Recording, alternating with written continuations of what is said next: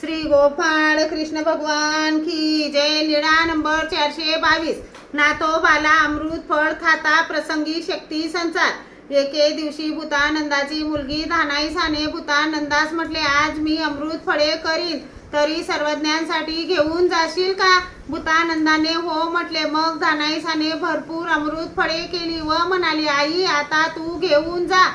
भूतानंदा म्हणाली, धाई इतके कशाला देते, उगीच रिकाम टेकड्यांना खाऊ घालावे लागेल, सर्वज्ञांपुरते दे।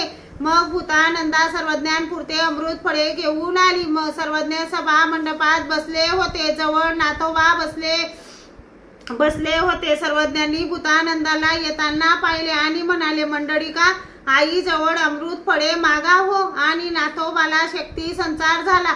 नाथोबा दारात उभे राहिले, आई एक अमृत फळ द्या ना, म्हणून तिचा पदर धरला। ते तिला आत येऊ देईना। ती म्हणाली, जीजी ह्या नाथोबाला सांगा ना। सर्वज्ञ म्हणाले, बाई लेकराचा हट्ट पुरावा ना।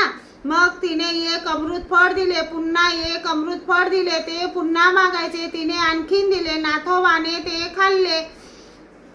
ती सर्वज्ञांना विनंती करायची, सर्वज्ञ पुन्हा तसेच म्हणायचे। अशी सर्व अमृत फळे नाथोबाने खाल्ली।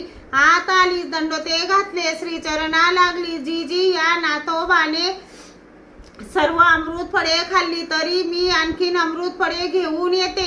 सर्वज्ञ म्हणाले, बाई कशाला आणता, उगीच रिकाम टेकड्यांना खाऊ घालावे लागेल। ती घरी गेली, सर्व हकीकत मुली पुढे सांगितली। तिने म्हटले, आई तुला मी म्हटले होते ना अधिक घेऊन जा म्हणून। मग तिने थोर प्राप्ती केली। श्री गोपाळ कृष्ण भगवान की जय।